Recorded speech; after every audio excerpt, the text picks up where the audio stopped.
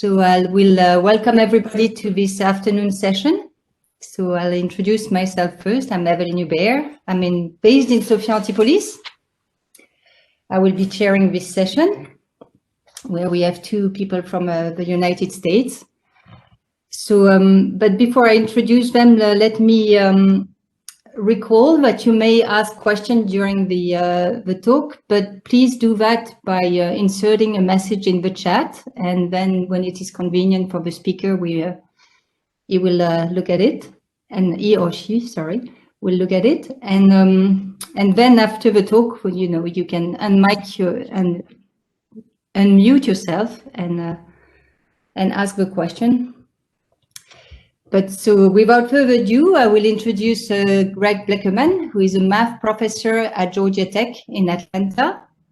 He's actually on the advisory board of POEMA, of the network. So his research interests are very close to some of the topics of the network. So it's really nice to have him here. So he has a remarkable result in non-negative polynomial, algebraic geometry, optimization. And I guess we are going to listen to his latest and greatest. Greg, please take the floor. Oh, thank you, Evelyn. I think today is going to be a pretty elementary, which I think is good. So, but let me begin with motivation. So, as I think probably you already have heard from the talks today, so semi-definite programming is a very important tool in optimization, but there are some issues in scalability. So in practice, enforcing the constraint that the large matrix is positive semi-definite can be rather expensive. So the main motivation for this talk is to ask, so what happens if we replace the constraint of having the whole matrix positive semi-definite with enforcing positive semi-definiteness of some smallish principal submatrices? Okay, so that's basically the question. There has been some work in this direction. I mean, some experimental work. People have tried to sort of solve semi-definite programs that were too big to solve directly via, well, at least solve the relaxations, and that seemed to have performed reasonably well, although you cannot expect that it works reasonably well all the time. So there's probably something having to do with the structure of the problem, which we will ignore for now, and we will just ask the following question. So I'm going to introduce the following object. So SNK is going to be the cone of matrices, of n by n symmetric matrices, where all k by k principal submatrices are positive semi-definite.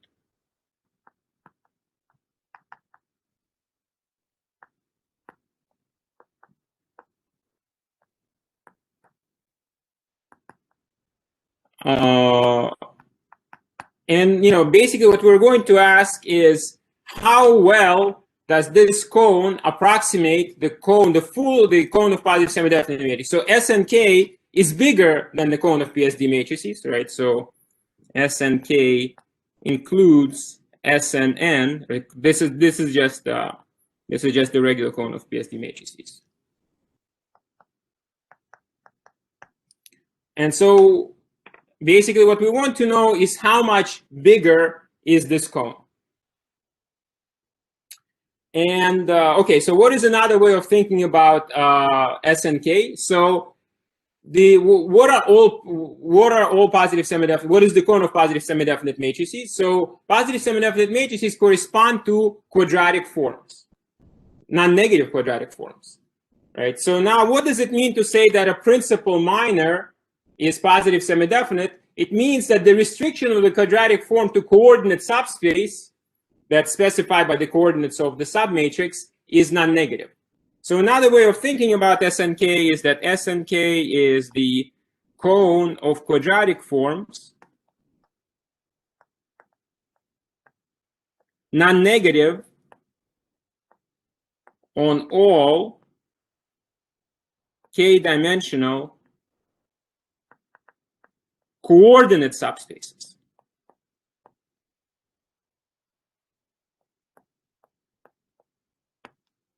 Okay, let me sort of underline coordinate. Okay. And so, I mean, you can very reasonably object that, yeah, you know, for fixed k, this coheness and, you know, enforcing positive semidefiniteness of all these of all of the minors is probably even less practical than enforcing the positive semidefiniteness of the whole matrix, right? Because there are just so many minors. There are n choose k minors. So how are we going to do that? So, and this is very reasonable. So what is the motivation for studying this subject? So there are two things. One, this is sort of the best case scenario. If you want to throw in the positive semidefiniteness of the minors, then, you know, if you throw in all of the minors, you're doing as much as is possible. So understanding what happens in sort of in the best case should give you a guideline for how well you can do if later you want to throw in only some of the minors. Right, so it gives you kind of an important idea for what's going on.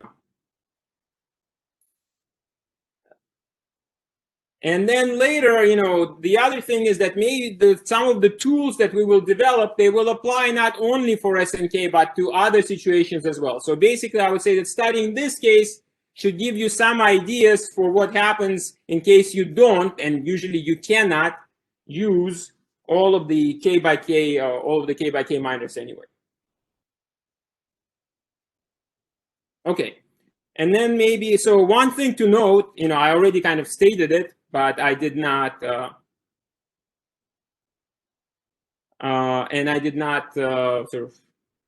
of say it in detail. This is really a convex cone. It's a closed convex cone. It's very easy to see.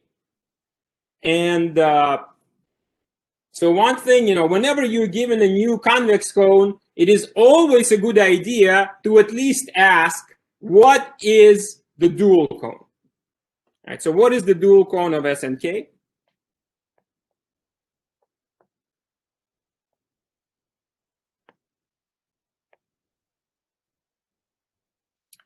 So if you think about it, so what is going to happen here? So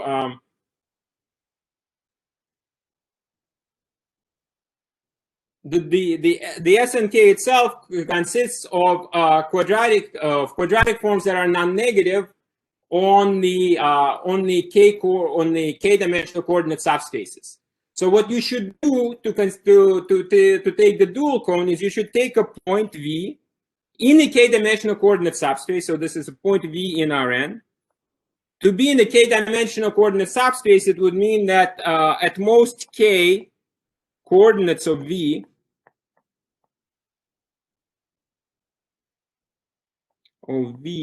are non-zero.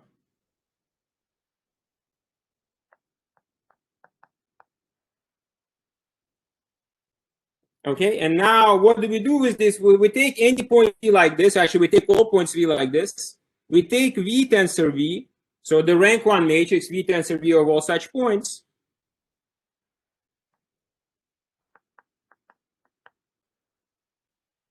And then we take the convex hull. So it's the convex hull of V tensor V such that, you know, V is in coordinates, k-dimensional coordinate subspace.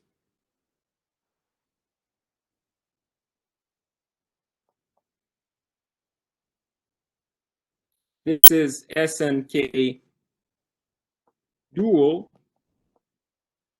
And if you think about it again, you can think of matrices and you can think of quadratic forms. So if you think about SNK dual, so SNK is bigger than symmetric matrices. So the duality reverses inclusion, right? So duality reverses inclusion. So the SNK star, the dual cone, sits inside Sn. And then, so this means that if you think about positive semidefinite matrices as sums of squares, this dual cone specifies for you some subsets of sum of squares, right? So these are special sums of squares. What are the special sums of squares?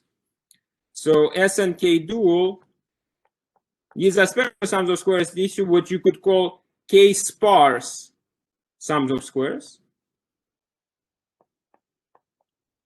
And what does it mean, k-sparse? So this means that every square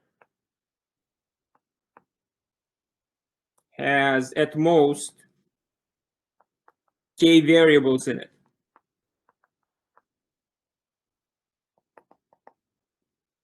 Okay, so that exactly corresponds to this sparsity, right? Because what we're really doing is we're taking k-sparse vectors and we're taking their tensor product. And if you think of set of vectors dually, think of polynomials, then this tensor product corresponds to a square, and you get this object. So these are k-sparse sums of squares. They're also known in the literature. If you don't want to think about it as quadratic forms, but as matrices, they're known as matrices of factor width k.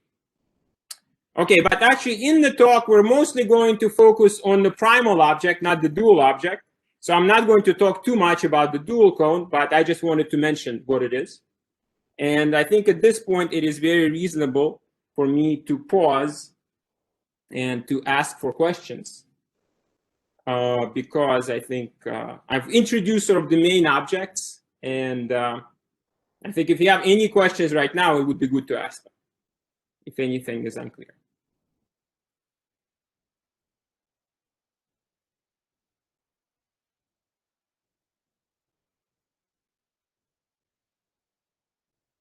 Okay, so I think a natural question is what k will be, but I think you will tell us later on. Right. So we will study it for any range of k. Well, we have results for k anything, but you're right that for practical considerations, you really might want to know what is the range. What should you take k to be?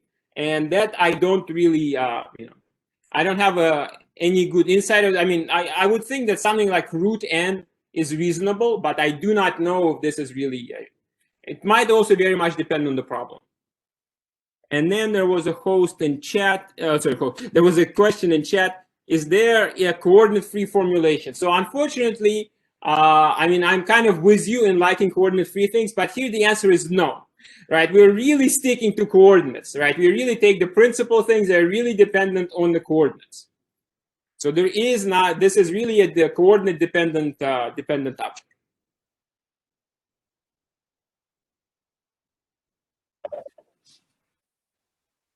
Any other questions? Hi. If A linear spaces of the space and look at positivity, so it's not just coordinate spaces. Well, if you don't just take coordinate spaces, then you will get all PSD matrices. In fact, it suffices to take one-dimensional subspaces, right? Because any point is on one-dimensional subspace, and I'm going to get all of the points, and I'm going to be non-negative on all of the points, so I'm going to be globally non-negative. So yeah, so that's why in some there is no coordinate free, right? We need to specify some subspaces. And here we took all of the coordinate ones. That's why it's sort of tied to coordinates. You could also, instead of doing this, you could also try to do some random coordinate subspace, not coordinate, just random subspaces, right? Random k-dimensional subspaces. That is also very reasonable. Then, of course, you need to define your notion of randomness and so on, but we have not done that. We've sort of focused on the coordinate formulation. Okay. Thanks.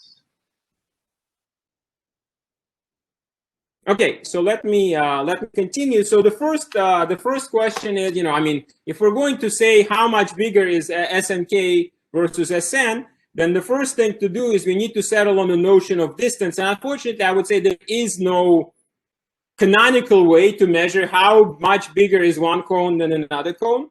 Then we're going to consider sort of a couple of approaches of measuring distance. So the first approach is, so as I mentioned, SNK is bigger than SN, right? So what we can do, so kind of a mental picture here is my SNK, the SN sits inside. One thing that we can do is we can take a matrix in the bigger cone, right? So the cone is unbounded, that's not very nice. So we're going to normalize it by having Frobenius norm 1. So we normalize, so we look at M in SNK, such that the norm M, so this Frobenius norm with respect to the standard trace inner product is equal to 1. And now what we want to do now that we look at these matrices, we want to find the closest matrix in Sn to it. So find n prime. So that the distance between M prime is minimal, so find closest point. And then, and then you maximize the minimal distance. All right, so this will tell you how far is any point in SNK from any point in SN in Frobenius norm.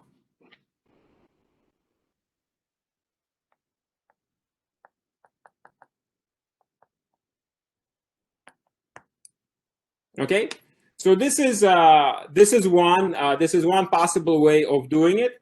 So another way of doing it. So this is one. So I will tell you about this. And two, so another way of thinking what it makes matrix positive semi-definite is by via eigenvalues, right? So matrix is positive semi-definite if and only if its eigenvalues are non-negative. So another way of thinking about this is to say, how much bigger is SNK than SN? Well, what about the lowest possible eigenvalue of a matrix in SNK? Now, this does not make sense, again, because this cone is unbounded. So we need to bound it. So in fact, we can do basically sort of anything that's symmetric in eigenvalues, like Frobenius norm is the sum of squares of eigenvalues. But maybe the most natural thing to do, at least as first, is to take the trace. So again, there is going to be, I'll draw kind of the same crude mental picture of these things, right? But now we're going to normalize with the trace, although we can also similarly normalize with the Frobenius norm. The result is not really going to change, right? And now so we could ask, among all matrices of trace 1 in SNK, which has the minimal eigenvalue. Sorry, question? Yeah. So in the first case, you normalize by the Frobenius norm, and I guess this D is again Frobenius distance, right?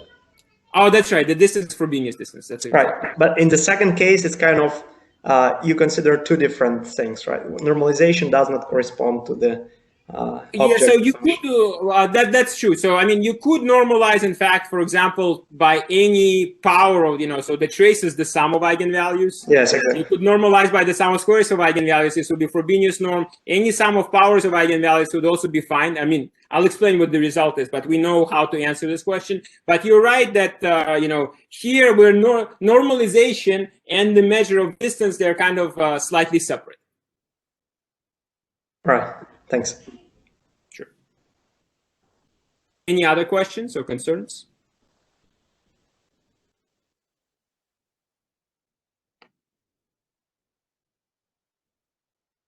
Okay, so now let me introduce maybe just a couple of tools that are nevertheless kind of nice, and they really help motivate what happens in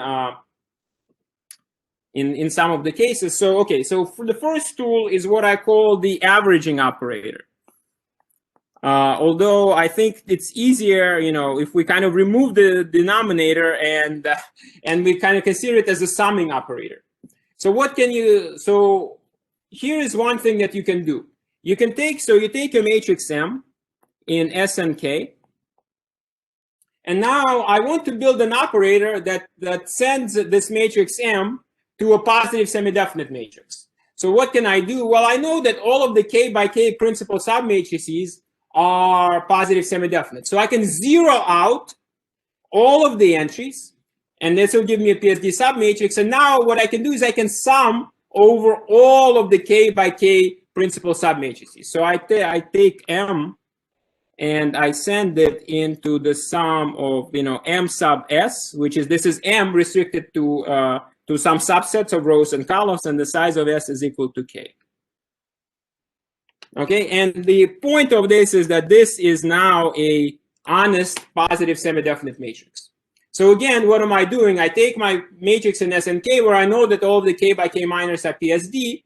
And where do I send it? I take, for any K by K submatrix, I zero out the rest of the entries. So then I have a truly PSD matrix. And then I add all of these guys over all of the choices of K-dimensional, of k by k minus. Right, so all of the choices of S, all the choices of k subsets. Okay, so now what is going to happen when you do this? So in fact, if you think about it, this is actually very, very, very simple operator. So what does it do? So let's think about the diagonal entry, AII. Because you see, so things happen coordinate by coordinate. Coordinates do not really mix, right? Because I either keep my coordinate or I set it equal to 0. So a diagonal entry, how many times do I get to keep it? Well, I get to keep it in how many, basically what I'm saying is how much is one element occur in the k subset of a set of n elements, right? So AII is kept n minus 1 choose k minus 1 times, right? And this is true for any diagonal entry. And then AIJ is kept n minus 2 choose k minus 2 times. So what does this mean? So if I think of this as a summing operator, then basically all that I'm doing is I'm multiplying all of my diagonal entries by n minus 1 choose k minus 1, and I'm multiplying all of my off-diagonal entries by n minus 2 choose k minus 2. Right? That's all that I'm doing. And now if I renormalize this, so for example, I can renormalize it so the diagonal is not changed. So if I divide by n minus 1 choose k minus 1, then my operator does the following. So operator, let's call it maybe A, keeps the diagonal same.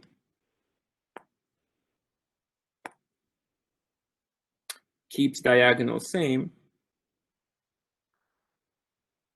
And scales off diagonal entries.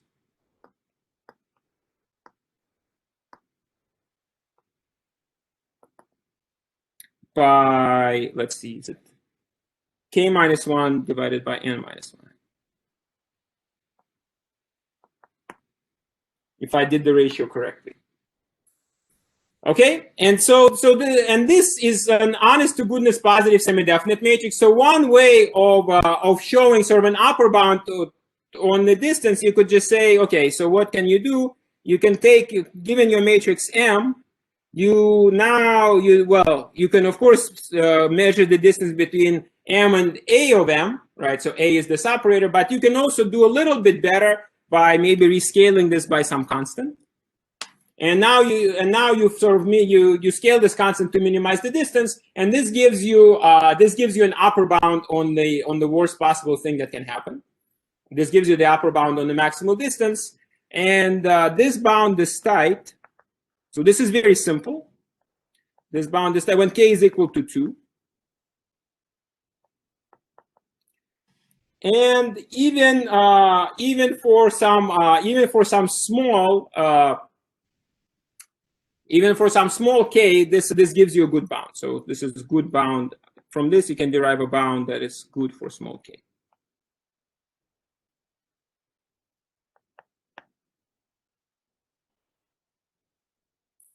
Okay, and okay, so let me introduce one more tool.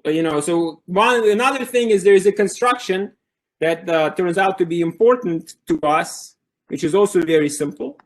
So we call these matrices G and K. These are going to be matrices in S and K that look like this. They have one on the diagonal, and then they have minus 1 over K minus 1 on the off diagonal.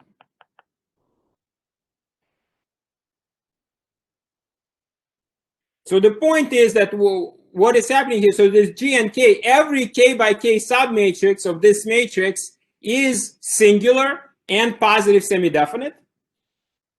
And again, so here, because of the large amount of symmetry, it's not hard to find the closest matrix to G and K. All right, so it's easy to find the closest matrix to G and K, and this gives us a good lower bound. So G and K gives a good lower bound. Well, at least good. I don't know. Maybe not always good, but it gives us some control over what's happening. Okay. So here, small k is k less or equal to root n, I think. Okay. Let me pause again and ask, are there any questions right now?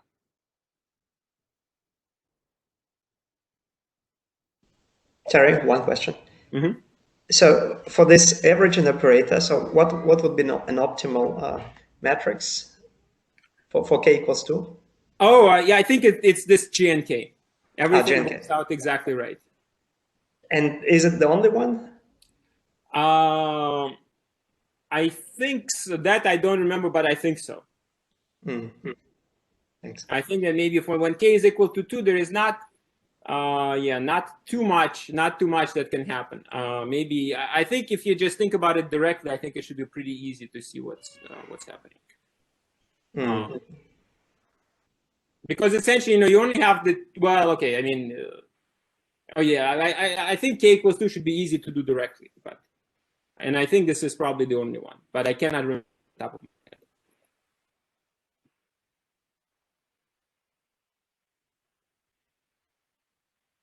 What is a good bound that you?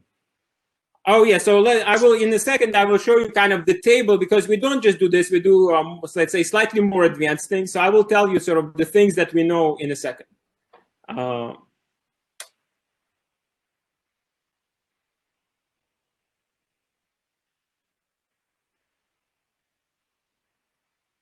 Anything else? Okay, so let me sort of draw a table of the, so it's going to be a regime.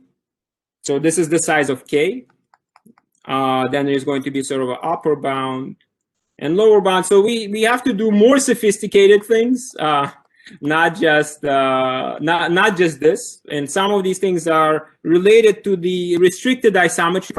I think it's very natural, because what is restricted isometry property? It corresponds to an operator not changing distance too much in the k-dimensional subspaces, and you see how this is clearly related to what's happening here. K-dimensional coordinate subspace, because that's exactly what we're, I mean, our property is at least also related to k-dimensional coordinate subspaces. So regime, so the first regime is small k. So k is between 2 and, let's say, root n. And these things are very kind of, to not write too ugly things, this is approximately what's happening. N minus k over n, and the lower bound is 1 over root 2 n minus k over n. Oh, sorry.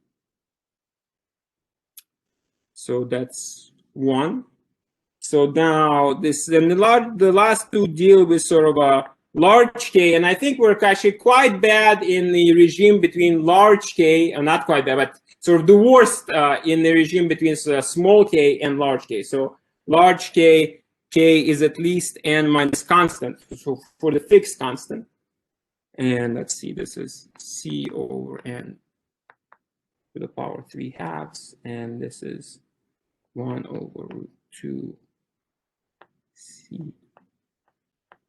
And again, these things are all approximate. And now here is k is a constant. K is a constant factor of n. So this is approximately 1 minus r. And this is, okay.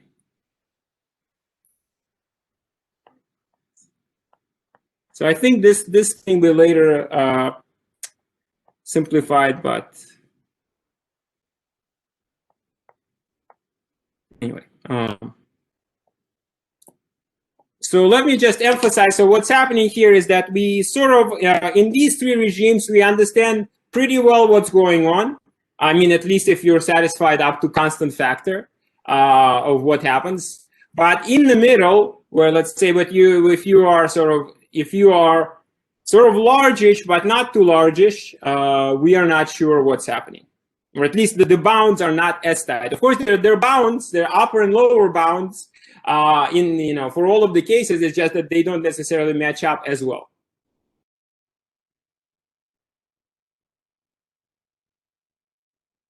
Okay. And okay, so now let me mention maybe a little bit because as I said before, it doesn't really make sense to use all of the k by k submatrices. So one thing that you can note is that, okay, now let's say that I don't want to use all of these submatrices, but I can still define the same averaging operator, right? I just take the restriction, to my specified k by k subsets, and then I add things up. And the thing that was crucial to the fact that the averaging operator was so good for S and K, so simple, was the fact that every off-diagonal entry occurred in the same number of blocks. And in fact, there is a combinatorial object that has been quite highly studied, and these are so-called block designs. Right. So, for instance, the famous picture of finite of projective spaces over a finite field, like the Fano plane, they have this property. So basically, if you want to take a choice of subsets that have at least that will give you the same averaging operator. So if you want to keep the power of the averaging operator and it gives you an upper bound, then you can do much better. So via block design, I mean, the problem is the block designs are also special objects. They don't exist for all choices of n and k, but for some special choices of n and k, they can be really quite small. So that's one thing that I wanted to emphasize. So basically what I want to say is they just keep the power of averaging operator.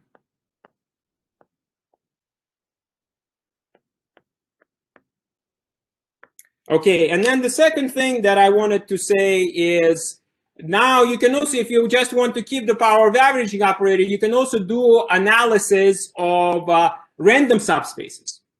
Right, so now you could say, okay, if I choose some random subspaces, maybe, with high probability, I will end up, depending on, how many I choose, n and k. So I'm not going to state a precise result, but, you will end up with something that might resemble a design. And then, you do some analysis and you find out that, you also get, I would say, reasonably nice bounds for random subspaces, but I'm not going to go into detail.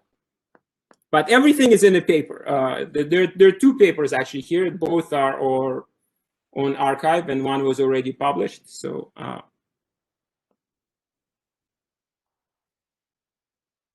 for random choices. But it is a bit technical as to what is happening. Okay. So now there is the last, for the last part of the talk, I want to talk about the eigenvalues, and some hyperbolic polynomials are going to enter. But let me pause for one more time for some questions.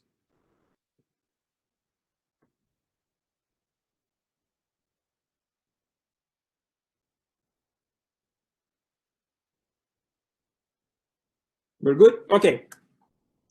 So now let's go to eigenvalues.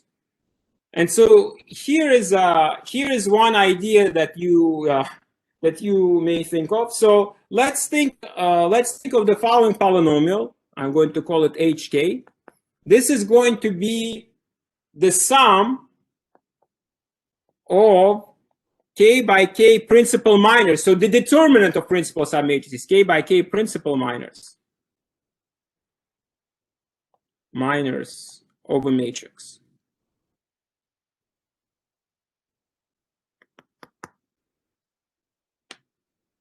Okay, so again, given a matrix, so this is a polynomial in what is it? N plus 1 choose 2 variables, right? Because we have a symmetric matrix. So it's a polynomial in N plus 1 choose 2 variables. Given the matrix, I just take all of its k by k minors and I add them up. But now, if you think about the, going back to your beginning linear algebra class, if you think about the determinant of A minus Ti, right, the characteristic polynomial of the matrix, right, it factors as lambda 1 minus T and then lambda n minus T in terms of the eigenvalues. And if you think about sort of examining the coefficient of T to the K, you will find out that up to a sign, the coefficient is just the sum of k by k, or is it, let's see, is it t to the n minus k? It should be maybe t to the, yeah, it should be t to the n minus k. Right. So if you examine the if you examine the appropriate t to the n minus k, you will find out that the coefficient of t to the n minus k is the sum of k by k minors, right? And if you examine, factorization in terms of the polynomials, so the eigenvalues, you will see that the coefficient is actually the elementary symmetric polynomial in eigenvalues. So the thing that I want to kind of emphasize that hk of m is just the usual elementary symmetric polynomial in the eigenvalues of a matrix.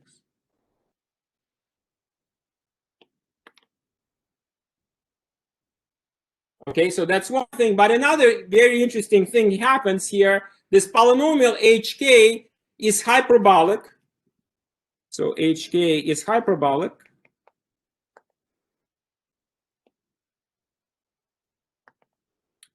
With respect to the identity matrix.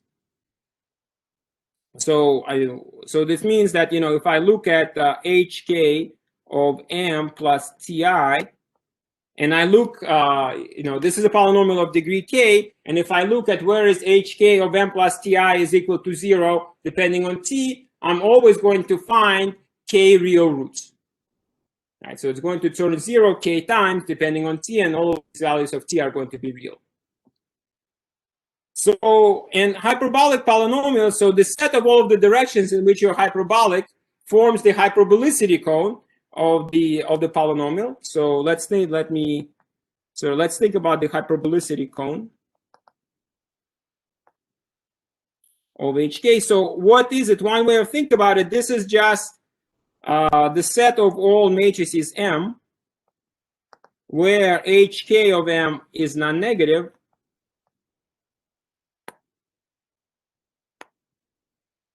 and M is sort of path connected to identity in such a way that along the entire path, the hk is non-negative. So hk is greater than or equal to 0 on the path. So it's just a connected component. It's, if you look at the inequality hk is greater than or equal to 0, all of the matrices where the sum of the k by k minus is not negative, I'm looking at matrices where the sum is not negative, and they lie in the same connected component as the identity. Okay, so that's my hyperbolicity cone. And the important thing is that, because S and K is my cone, is the cone where all of the k by k minors are positive semidefinite. So all of the submatrices are positive semidefinite. All of the minors are non-negative. So the hyperbolicity cone of hk actually contains S and K. So we can add sort of a third cone to our mental picture. All right, there was the smallest one is Sn, the next one is Snk, but now we have this black one, which is hyperbolicity cone of hk. And the good thing is that hyperbolicity cone of hk is, you can also think of it just purely in terms of the eigenvalues.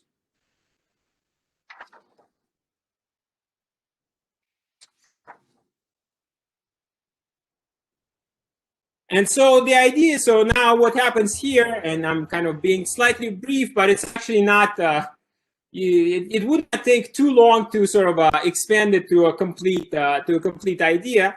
The idea is that now if I'm asking eigenvalue questions, and remember things like trace or Frobenius norm are also defined purely in eigenvalues, then you can actually transfer the question about finding the minimal eigenvalue of a matrix in S and K. Now we're going to relax. Essentially, we're not going to ask for the minimal eigenvalue of a matrix in S and K. We're going to ask for the minimal eigenvalue of a matrix in the hyperbolicity cone of hk. Okay, so in principle, this will give us only a bound, but this bound will actually happen to be tight. Because now, if we think about hyperbolicity cone of hk, it is defined purely in terms of eigenvalues, and you can reduce everything from n plus 1 choose 2-dimensional cones to just n-dimensional cones of eigenvalues. All right, so now you can really reduce things to just thinking about the kth elementary symmetric polynomial in the eigenvalues, and also because of the presence of a lot of symmetries, you can show that sort of in the optimal point, there is going to be one negative eigenvalue, and all of the positive eigenvalues are going to be the same. So symmetry really says that you have one negative eigenvalue, and then you have n minus 1 positive but equal eigenvalues. And and once you do that, you will actually find that the optimal matrix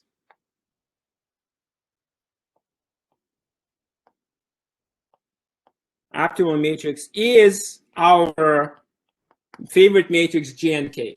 Right? This is exactly a matrix with one negative eigenvalue and n minus 1 positive eigenvalues, and it's sort of it does the thing. And it's also on the boundary of the hyperbolicity cone because all of the k by k minors are singular. So so if so all k by k submatrices are singular, so all the k by k minors are 0.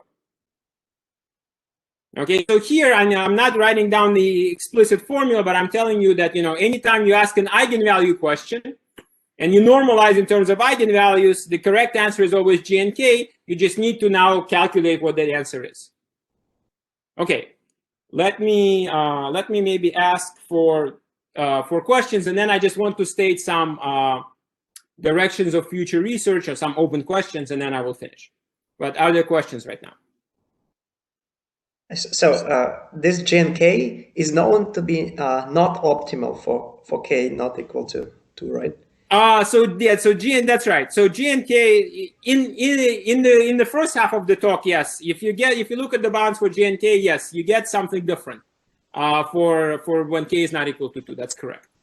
Mm-hmm. But here, for the eigenvalue purposes, it does happen to be sort of optimal all the time.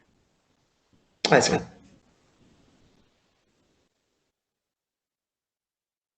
Any other questions?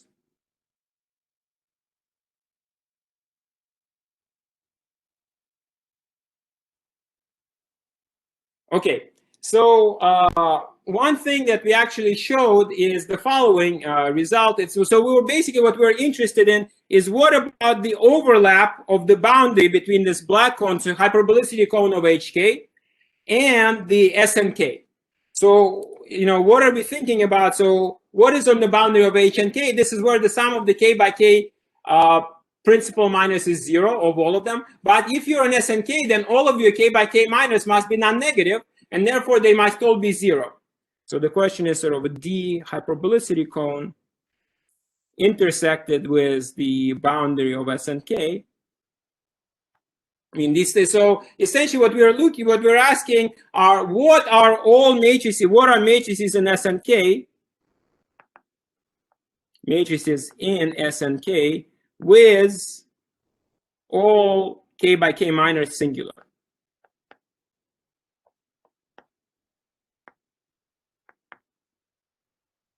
And I gave you one example, which was G and K, but essentially that is it. So because we showed that, if you take a matrix with this property, let's say M, then, M, and we're assuming here that M is non-singular.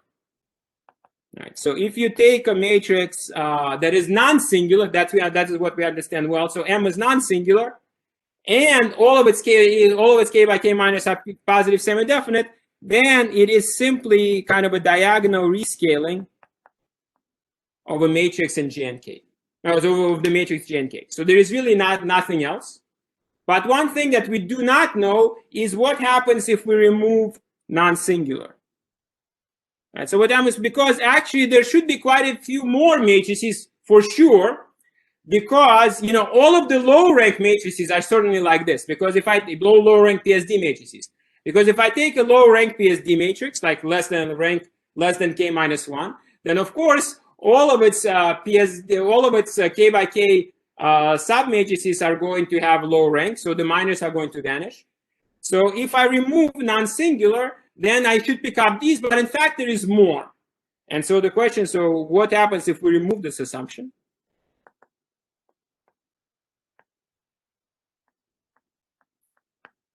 So another question is, what happens? So you could just ask, if you're an algebra person, let's say, and you don't care about positive semi-definiteness, you could ask, what about matrices where all of the k by k minors are 0, right? That's some variety living in the space of matrices. So, you know, what is it? You know, or you could also say, you know, what about, you know, what happens if we just remove positive semi-definiteness? You ask for a non-singular one. So first describe to me all the ones that live outside of the determinant locus, right? Is there more than just J and K? I feel like the answer should be no, but we ran into some technical difficulties in the proof, and then somehow we decided not to resolve them, but I'm not completely sure. Okay, and so for the final direction of research that we are kind of that we are currently trying to pursue together with Mario Kuma and Raman Sanyal. So the question could be, if I now don't look at all of the k by k minors, but I look at some subsets of k by k minors, is there are there hyperbolicity relaxations there? So to that, the answer is yes. That is something that we can show, well, at least sometimes, depending on your subset of minors, but we have a reasonable understanding when there are hyperbolicity relaxations. The thing that we don't really understand is, you know, is this kind of just a miracle that this hyperbolicity relaxation told us something about eigenvalues, for example? So that is something that we don't understand, but we're trying to think about. And I think with this, I am out of time. And I thank you for your attention, and I'm happy to answer more questions. Okay, thanks, Greg. Thanks for taking the question and making this talk so lively. So I don't know, maybe you can keep doing the same thing and ask questions. I mean, you just ask for questions. So I'll go to anybody who wants to step in. So can I ask a question? So if I wanted to solve a problem with one big LMI, I would split that LMI into a number of LMIs with these principles of matrices, solve that, and then what? So I mean, one question that you could ask is, if you do this, how bad could your optimal answer be, right? So it's kind of, you could just ask in terms of like an approximation algorithm question. And I think sort of these bounds, well, I mean, you know, these bounds will tell you what happens if you enforce all of the constraints. But you know, also the thing is that you know, in the semi-definite program, we're ignoring a lot of the things here. Like, you know, in the semi-definite program, we usually take a slice of the cone of PSD matrices at least, right? And I ignored it. I just did the whole thing, you know, without doing any slicing.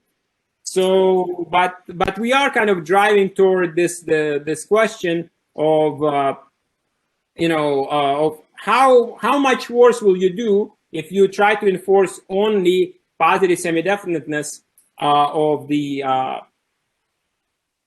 k by k principal sub-matrices. So the thing that we did not think about yet, but it's also a very reasonable thing, which I think you're suggesting, is how do you perform a rounding step, right? Because, you know, let's say I find the solution, you know, I mean, rounding is the terminology that comes from integer programming, right? If I have a fractional solution, if I solve a linear program instead of an integer program, so I make a relaxation, how do I round it to an integer solution, right? So the same thing here. You know, if I do my relaxation and I solve it with k by k principal sub-minus, how do I round things? So that we have not really thought about, but I think that is also a very interesting, question.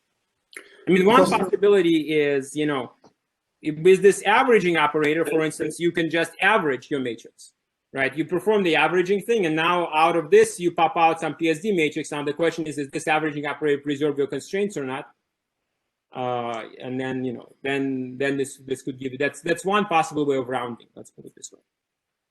Because as far as I understand, if you are in the formulation that you have LMI sum of xi ai minus b positive semi-definite, then from that solution you actually need to consider, I think, two bounds. One is for the feasibility when you get some optimal x.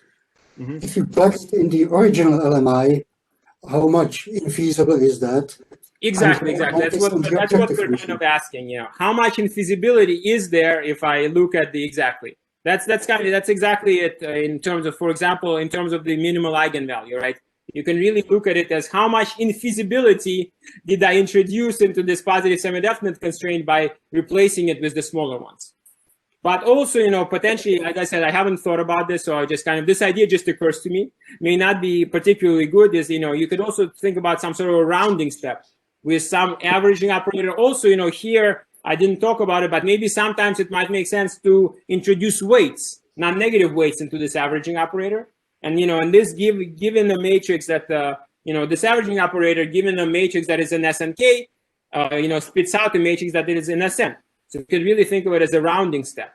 And then you could ask, you know, how much am I losing during this rounding step? And sorry, one unrelated question or comment. Often these matrices are sparse, so can you somehow incorporate the sparsity in that? Yeah, so you're absolutely right that this is something. Yeah, so we have not. I think that, so this was kind of the. I would say this was the beginning, but we have certainly ignored program structure, which I think should also have a lot of impact on, let's say, which k by k minus you might want to choose. Yeah, and incorporating things like sparsity, I think, is a very kind of a natural and definitely right thing to do, but we haven't done it. Okay, thank you.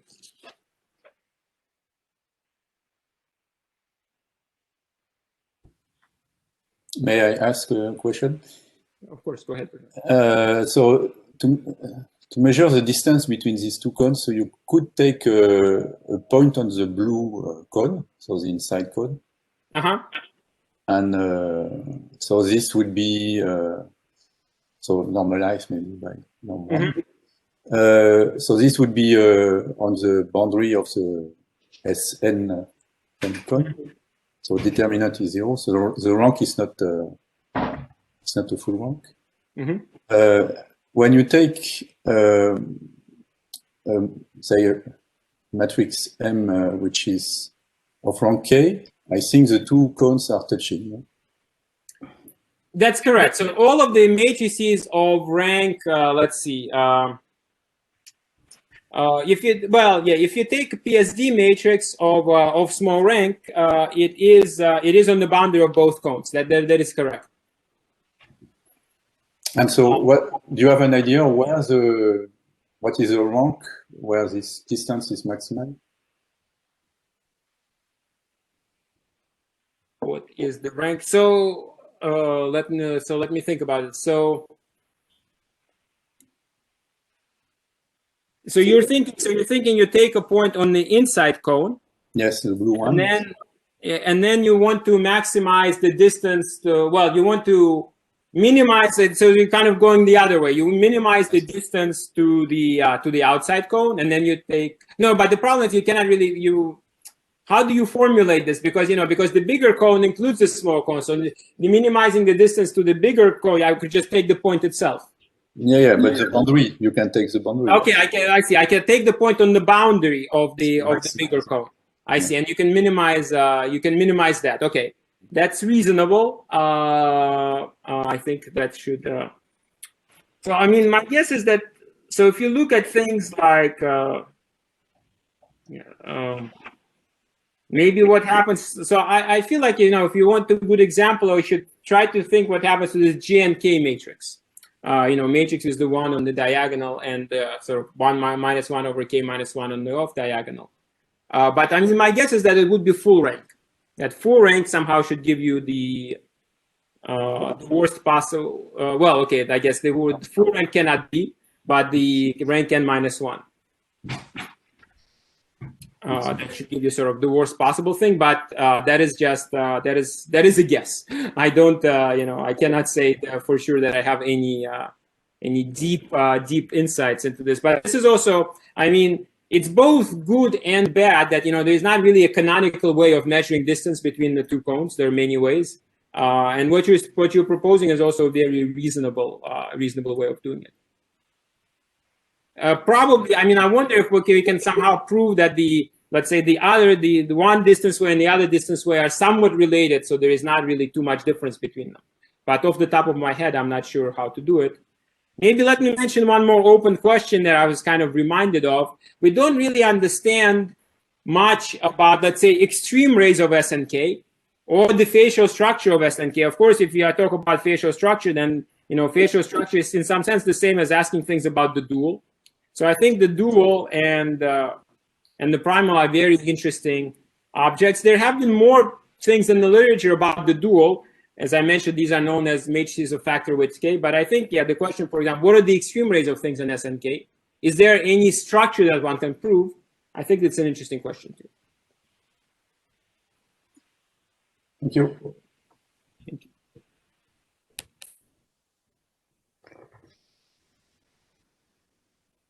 So if there are no more questions from the audience, I'd like to have a kind of my own question. So you already have several results on comparing how much bigger is a cone compared to another one.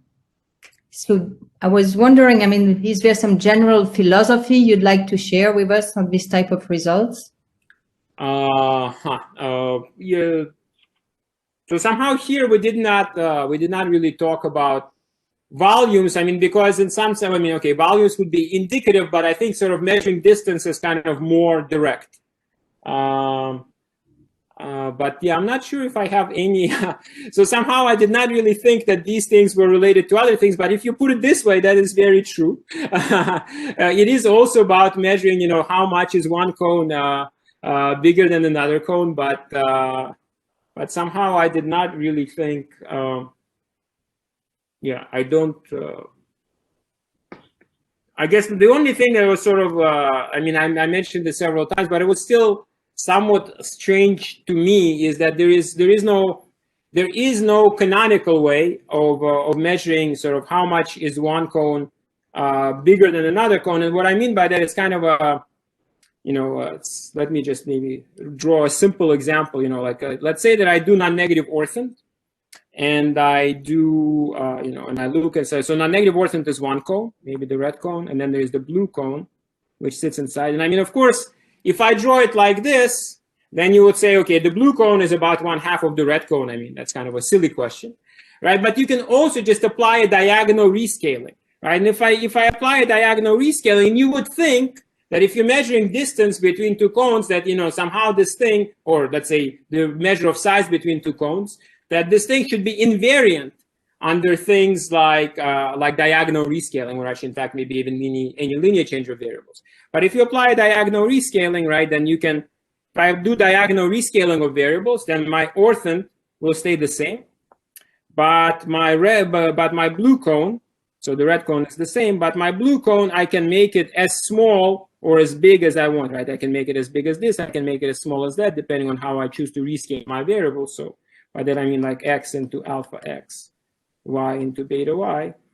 And so in some sense, I guess it means that, if you want to measure a distance, you must make some choices, right? You must make some choices. So for example, you could say, what you do is you slice with something like this, right? Where let's say x plus y is equal to 1, but that is a choice, right? And if I and here in these coordinates, it looks like a great choice because x and, because I make coefficients equal. But in rescale coordinates, it's not a nice choice. So yeah, so I guess that is the only philosophical insight that I have on. So somehow, I guess the point is, because cones are non-compact, unbounded objects, if you want to measure how they how they correspond to each other, you must make a choice. Like, let's say, at least a choice of coordinates, right? Like in this choice of coordinates in the first picture, x plus y equals 1 is a reasonable choice, but it's because I chose the coordinates like this, right? And also here, things are kind of dependent on choice of coordinates. If I choose coordinates differently, then maybe, then basically choice of distance, Frobenius distance, depends on the choice of coordinates. Like it's the regular Euclidean distance in my regular coordinates, right? And of course, that's nice, but it's only nice because I chose the coordinates already. All right, thanks for playing along on my question.